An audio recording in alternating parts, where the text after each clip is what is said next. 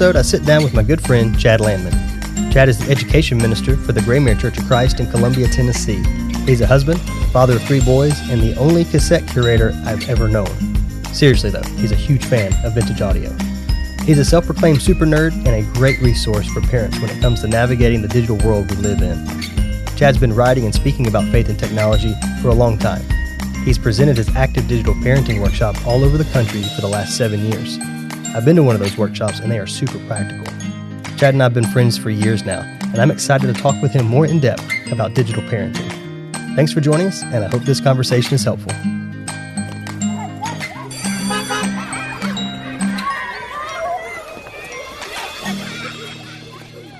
Chad, thanks so much for being with me today. I appreciate your time and excited to talk to you about some digital parenting strategies today.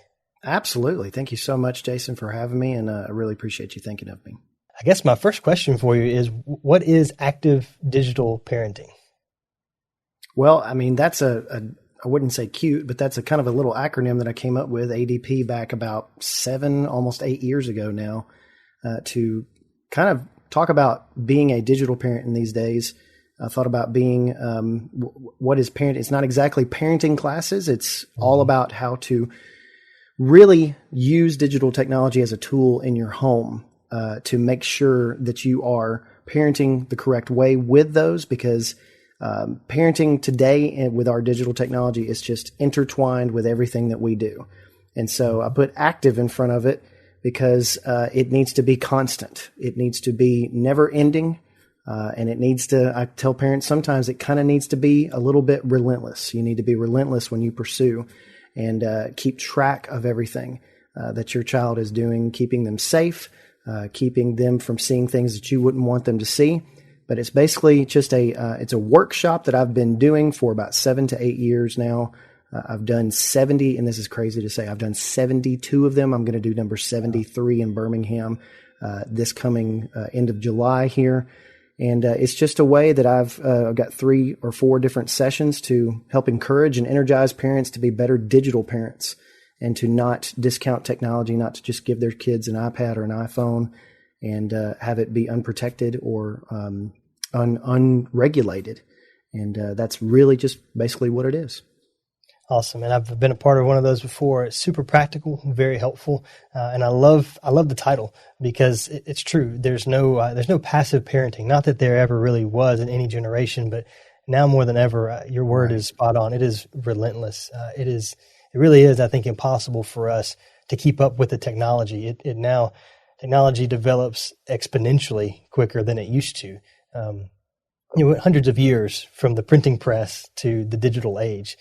But now here in the digital age, just in a matter of 20 years, and especially since the pandemic even, the access, the tools, the resources, but then also the dangers, they are numerous. And it is a relentless pursuit to try to stay informed on those things.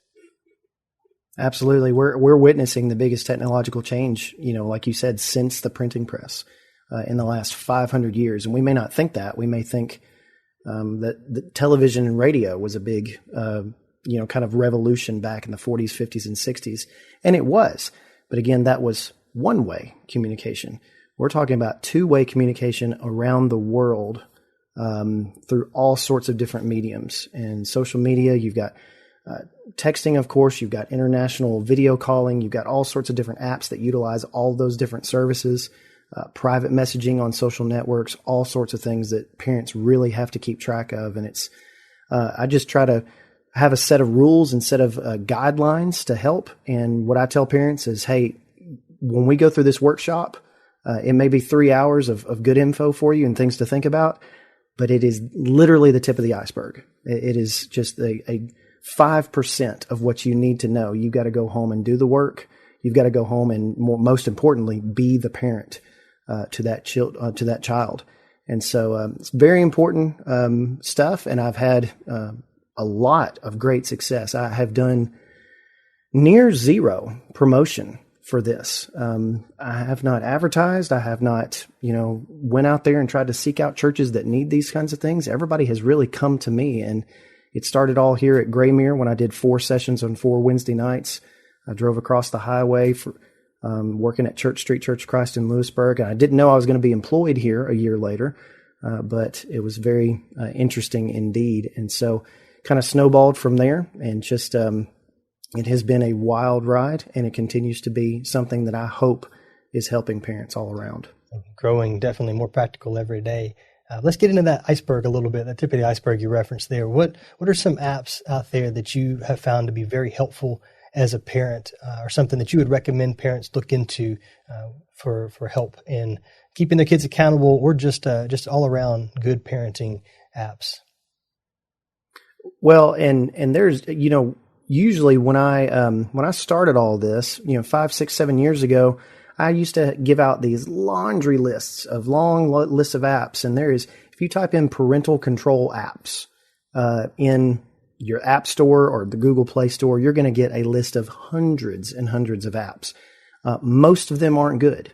And so normally what I recommend is about 2 to 3 apps based upon the age of your child and what platform they're on. And the apps that I'm going to mention here are going to be ones that are going to be on iOS, on Apple devices, and also on Android, Google devices as well. And so the first one I've really liked is OurPact, and it's OURPACT. And that's really good for things like monitoring text messaging, especially with younger kids.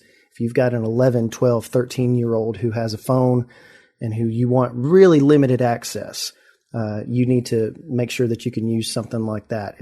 OurPact is available, of course, on iOS and Android, and also you can link it to your phone so you can kind of look at those different things that they're doing, different activities. Really, if I could back up for a second, you need to start with the built-in parental controls that are on the phone. Sometimes, and you may, I'm not to the point yet. I have 3 little boys, Jason, and they're all under age 10.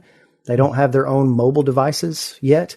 And they have iPads that they use in the house, but that's it. So we've got those locked down, and all we use is screen time on iOS, and screen time can get you a pretty far way. But when you start to get a 12-year-old, 13-year-old, I can see here in the very near future, my 10-year-old is going to require more in-depth parental controls, and that's where you go to an app like OurPact. And so I really like that app as well. And again, it's on Android and iOS. Another one that I like for older teenagers, especially, and it's kind of a add-on, I guess, and one that I've heard about and heard people really, really excited about is Life 360. And I'm sure you've heard of that one, but it's basically like, it's a tracker for your kids. It's a really good thing, especially if you have a driver in your family. And there's a lot of different safety features as far as car safety, being out and about safety. There's things that you can, little extra features that you can pay for to get criminal alerts if your child is in town or something like that, and there's a crime committed nearby, all sorts of different things. And so there is a list of features that those 2 apps are very actively developed, and you would not go wrong with using those, giving them $3 or $4 a month. Yeah.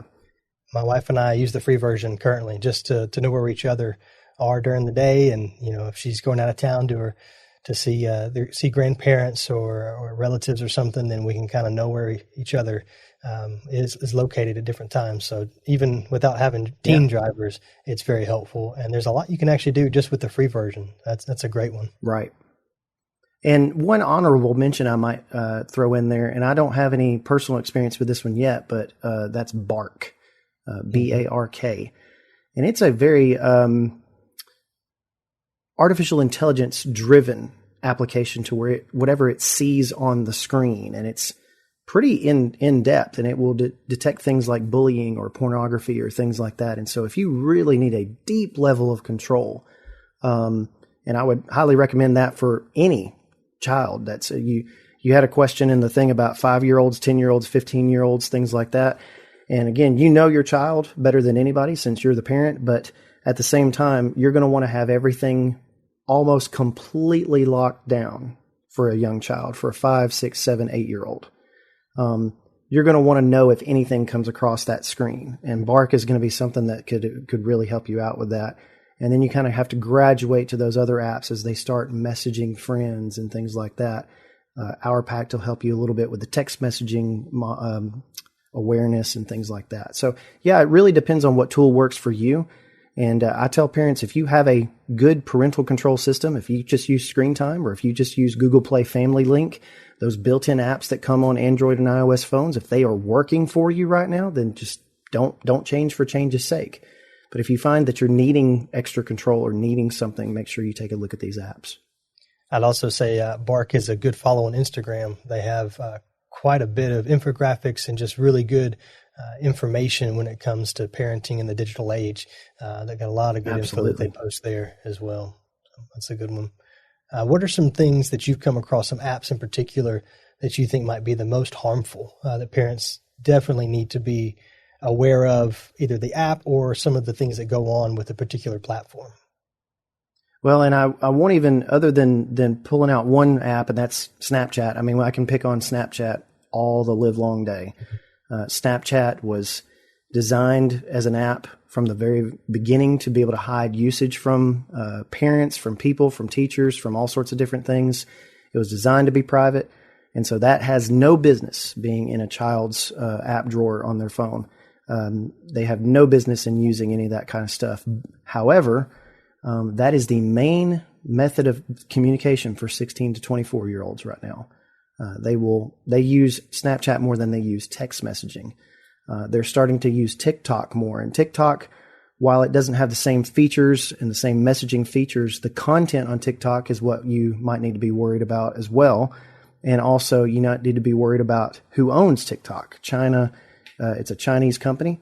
And any data that you put on there, any kind of videos that you put on there is going to be on some Chinese servers. And so that's not a political thing that I'm saying. I'm just saying that you might not want your children's face or their biometric data or any kind of videos or any kind of other data that they have. You might not want that on a foreign country's servers. So you just might want to make sure to keep that in mind. But as a general kind of a genre of apps, any apps that conceal identity, any apps that allow you to imitate or be somebody that they're not, or to hide their identity, is going to be incredibly dangerous for kids. When kids figure out that they can kind of do that stuff and they start picking on and talking about teachers on certain social networks and different things like that, when they figure out that they can hide their identity, that becomes very powerful. And we need to be able to discourage that and them not use those apps as well.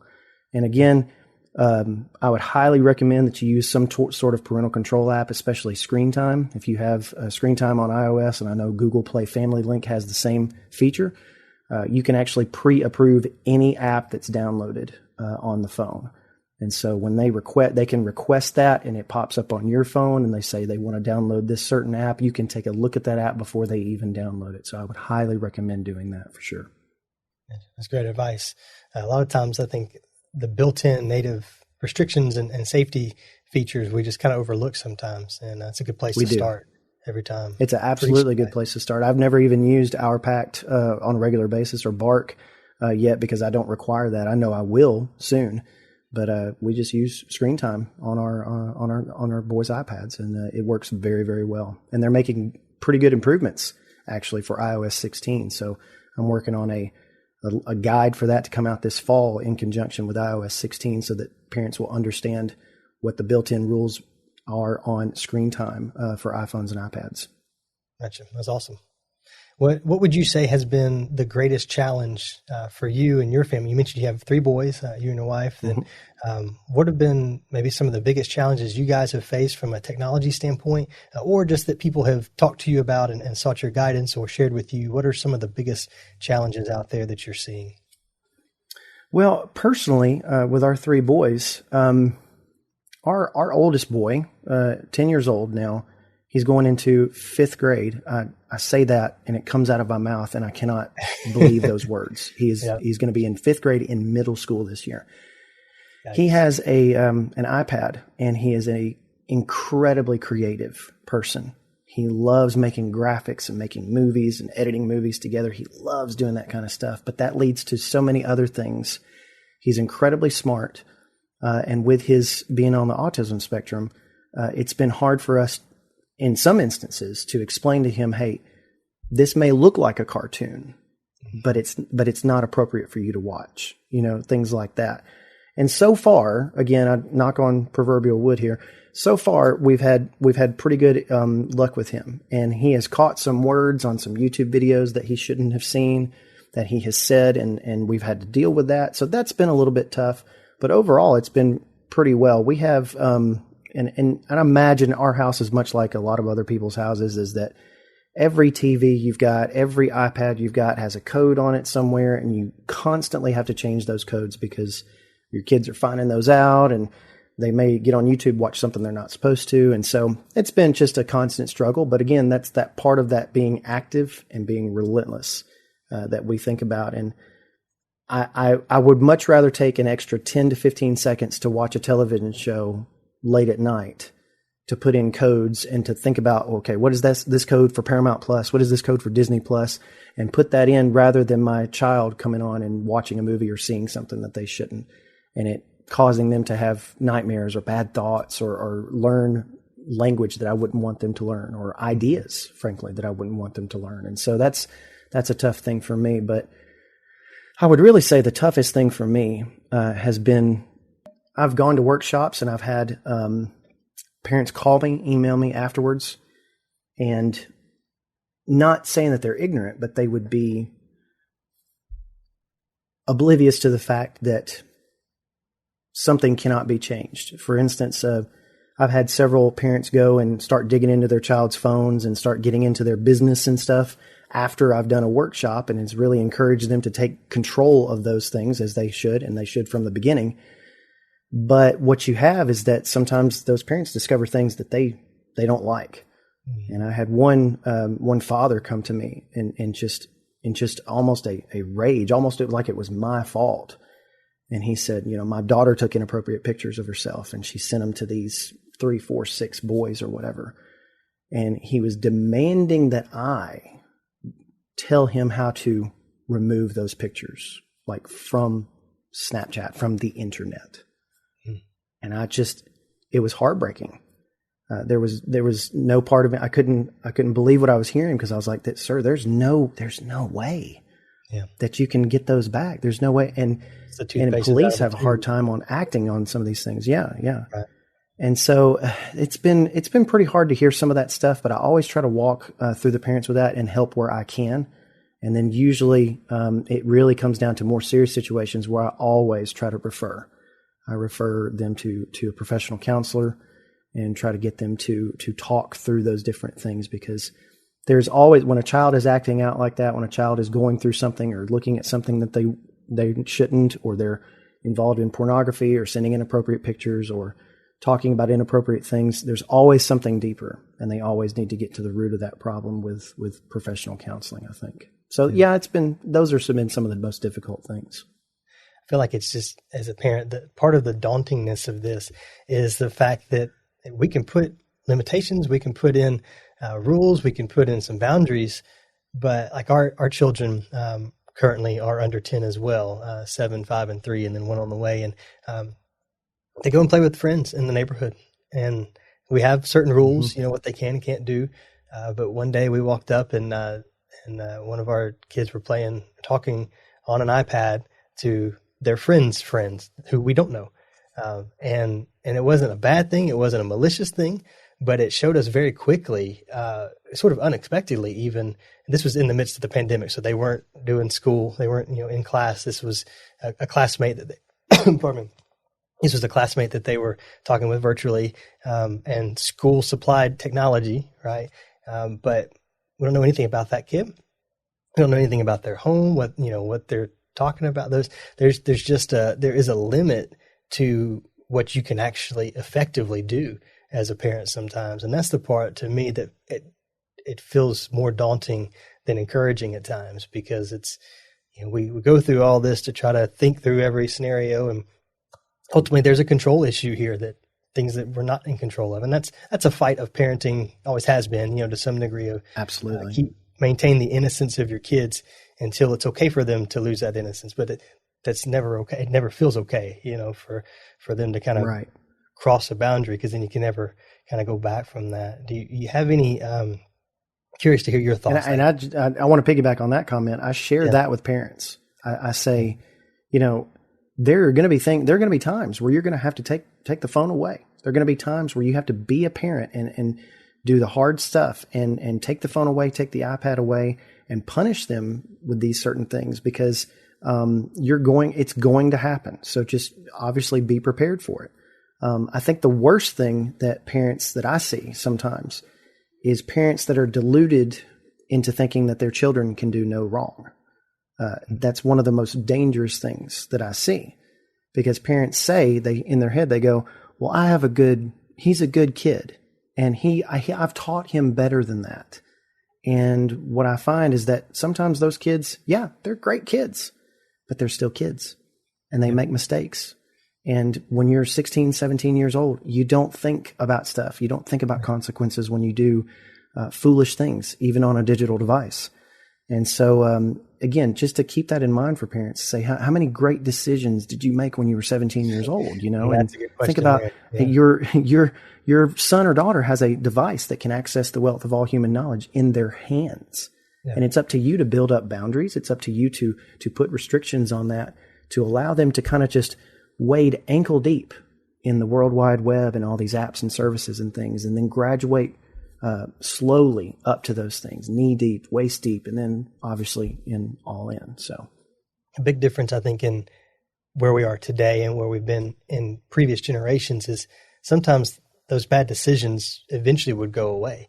You know, you could change schools and the decision wouldn't necessarily follow but these you. Don't, do they? These don't. They're out there in perpetuity. They're out there forever, you know, and once it's out there, it's like you said, it's impossible to fully put all the pieces back together as far as consequences go.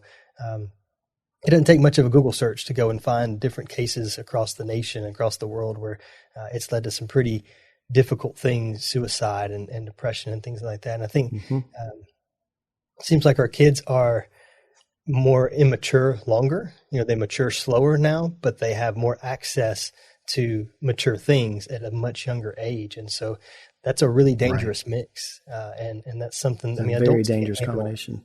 Yeah. Adults don't handle social media very well. I mean, just look at most celebrities, I would say, or politicians. Yep. Give them Twitter for a little bit and we'll still clear of all the political conversation, but just, the richest man in the world can't say the right things on Twitter and gets in tons of trouble that costs him thousands and billions of dollars. So, I mean, so to think it's a perfect example. And the 14-year-olds that are good kids, and they probably are really good kids, but they don't understand the consequences. And so it's part of our responsibility. It is a main part of our responsibility to the best of our ability, explain those consequences, to model them as well. I feel like that's a big part of it also, that I find just in myself violating all the time. Of our kids don't have cell phones right now, but they see me with one in my hand probably far too often. And so that's something that I'm keenly aware at this life stage during bedtime in particular, try pretty hard. I say pretty hard because sometimes I don't. Sometimes I'm tired and I just want to be occupied. But bedtime they need to have my full undivided attention. I think kids are distracted, but now parents are as distracted or have the opportunity for distraction more than we've ever had in the past as well. You know, I can't hardly sit at a stoplight without glancing at my phone. Do you have any other strategies that you feel like have been very effective for parents' actions, not just necessarily apps for kids' phones, but things that parents can do, especially parents of young children? What habits and what kind of rhythm of life type stuff do we need to make a part of our everyday time together, so that when they become middle school kids or teenagers, they're better equipped to make decisions even when we're not there, to make the good decisions? Yeah. Well, again, and I kind of alluded to it before, but having a plan.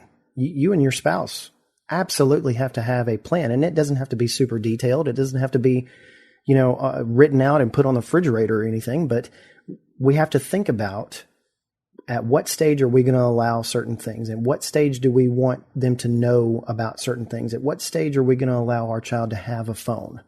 All these other different things, and what are we going to do when they have that phone, and just have a plan. If you go to, and this is not a self-promotion necessarily, but I've got a lot of resources on my webpage. If you go to chadl.co/DPW, it stands for Digital Parenting Workshop, you can find all sorts of downloads, all sorts of slideshows and different things that I have on there. There's even a questionnaire if you have a question. But I've got a particular download on there that was that was drafted up by a woman. It was like an 18-point kind of, she called it the 18 commandments of his iPhone. And she drafted these up before she gave her 13-year-old son his first iPhone. And normally you would look at something like that and go, well, that's just a list of things. But this list is pretty incredible. It's filled with practical things, but it's also filled with, absolutely real things. And things about spelling out the consequences. When you do this, this is going to happen. I'm going to take your phone away from you. We're going to talk about this. And it's just expectations. So if you set those expectations with your child, there's not going to be any kind of arguments, or hopefully there won't be any kind of arguments about, hey, this is what we're having to do right now when we talk about when something happens. Because it's inevitable almost inevitable at least, that your child will do something that they're not supposed to be doing. And they're going to have to learn some lessons. And hopefully those lessons are not going to be things that follow them much farther into life. But hopefully those things will be good that they can learn right then. So, it's very important for us to understand, I think, that and think about, what we would do and how to parent properly. Yeah.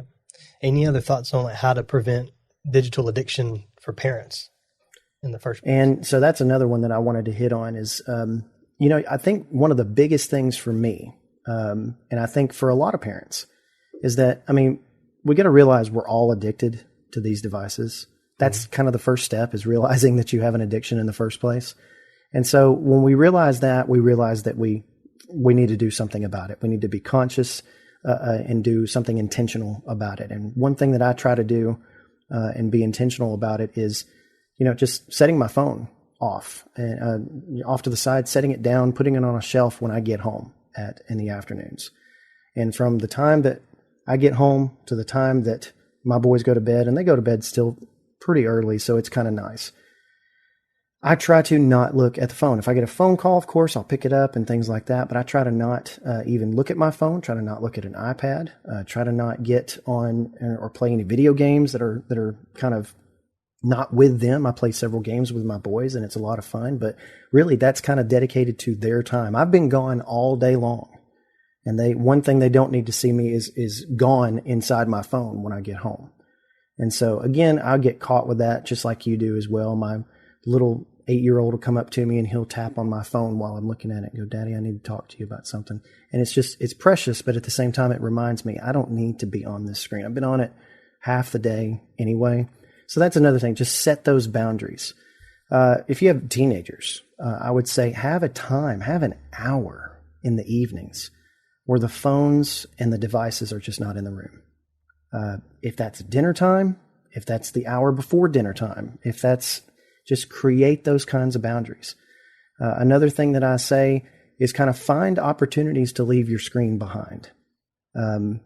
Try to go and take walks as a family, or leave your phone in your bag at soccer practice, or whatever. Just those different things. Just find opportunities to kind of turn that screen off, leave that screen behind. Nothing's going to be on fire or anything like that. You're not going to miss all that much for an hour or two in the evenings, and just make that a priority.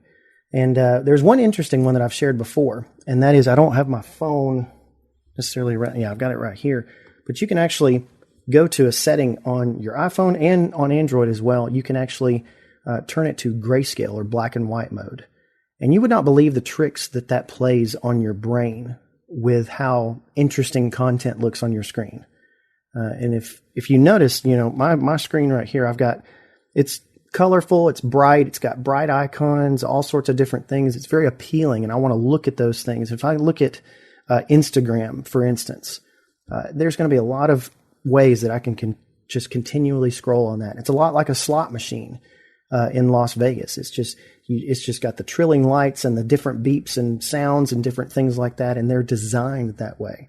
Well, if you take color out of the equation, it becomes very interesting how uninterested you are in your screen. And so it's helped me when we're going to go on a little mini vacation to Chattanooga this week. And I'm going to turn my phone on grayscale mode so that I don't look at it nearly as much. And so I'm not super interested, that I'm actually in the moment with my boys walking around an aquarium. And so that's just a couple of different things and strategies that I think about. Yeah, we like to look at pretty things, and when they're not pretty, we don't like to look at them. So that's a good way to leverage the way our own brain works. That's great. Absolutely. And I like that, especially like on vacation, to really help. I think a lot of us struggle to get away the, FOMO, the fear of missing out. I think it's something that kids today especially struggle with, but I think adults do as well. And that's a perfect example of trying to go on vacation, but still connected to your device, whether it be email from work or social media or what have you. It's hard to truly break away. And a lot of places encourage digital fasts and things like that to keep this time, a certain time and space that's free of digital distraction. Right. I tell adults all the time, I'm like, there's a vacation responder on your message, on your email. Right. There's a setting for that. It'll send somebody a message telling them you're on vacation. Don't worry about it. People can do without you for 5 days. Yeah. So yeah, it's hard. It's hard to get away, but it's just something we've got to practice and get used to. You mentioned on your website, there's some resources there, chadl.co.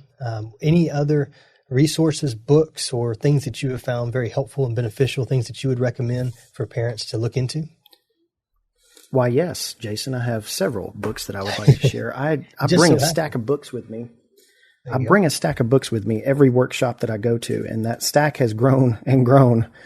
And I've got and I won't talk in depth about any of these, but a couple of these are really, just really fantastic. A general parenting book that doesn't even have a thing about digital parenting in it, but a digital parenting book, just a general parenting book that everybody should read is Raising Self-Reliant Children in a Self-Indulgent World. And this is a pretty old book, written by Stephen Glenn and Jane Nelson, both PhDs.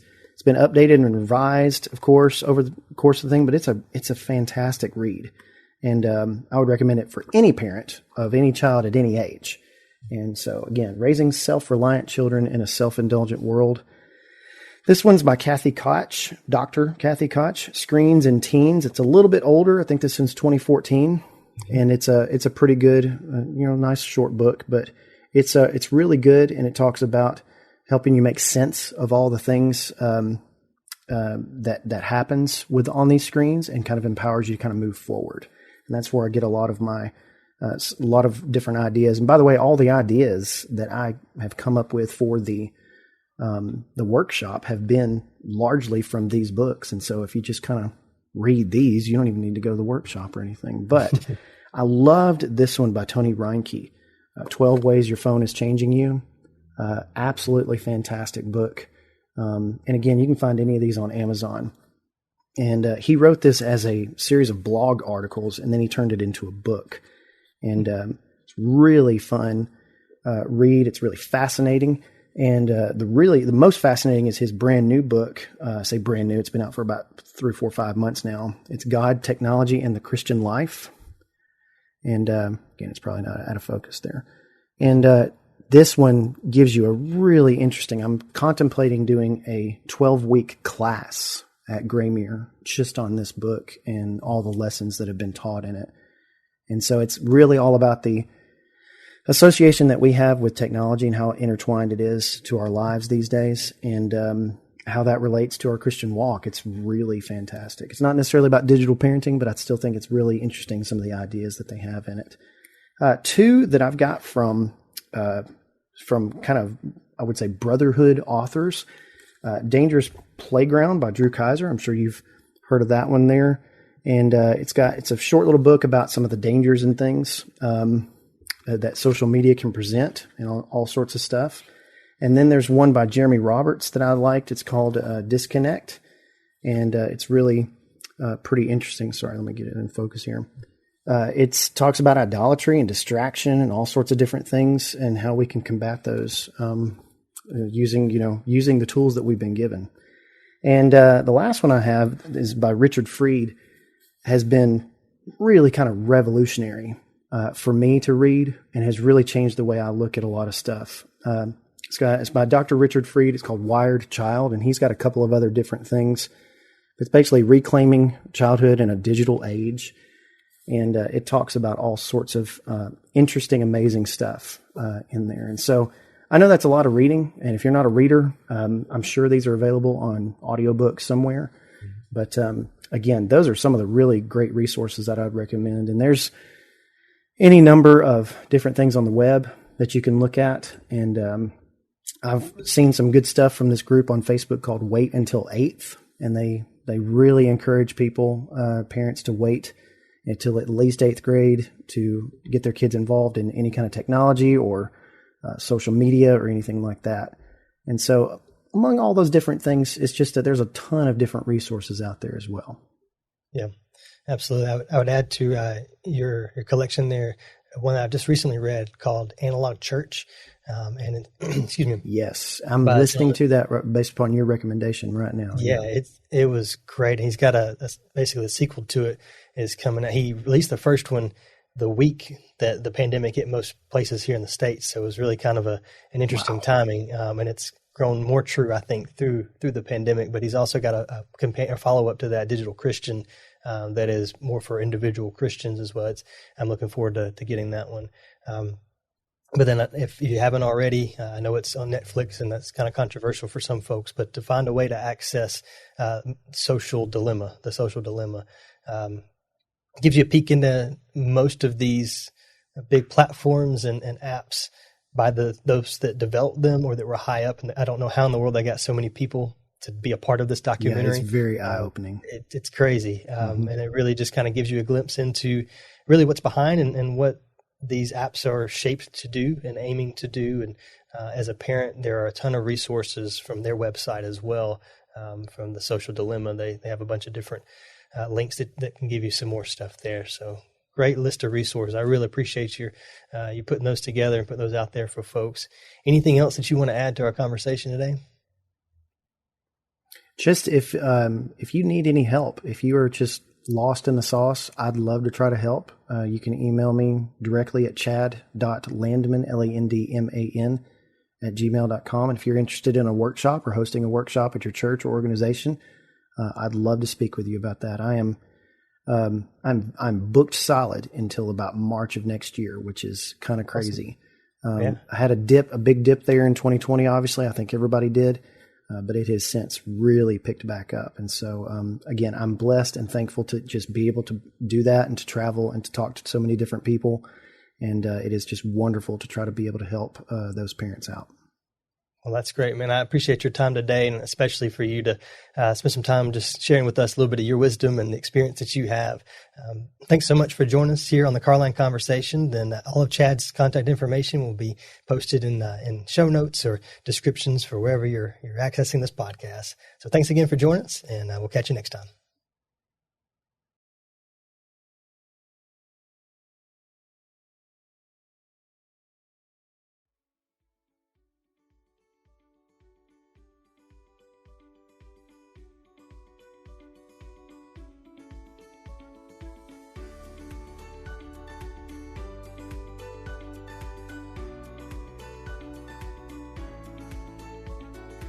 Hey, thanks again so much for listening to this episode of the Carline Conversation Podcast. If it's been helpful to you, please follow and subscribe on whatever platform you're listening. It also helps if you'll take a moment to rate the show. It goes a long way to growing the podcast. If you have any thoughts you'd like to share or suggestions for future topics or guests, feel free to reach out to me. I'd love to hear from you. You can find me on Facebook, Instagram, or email. Thanks again for stopping by, and we'll see you on the next episode of Carline Conversations.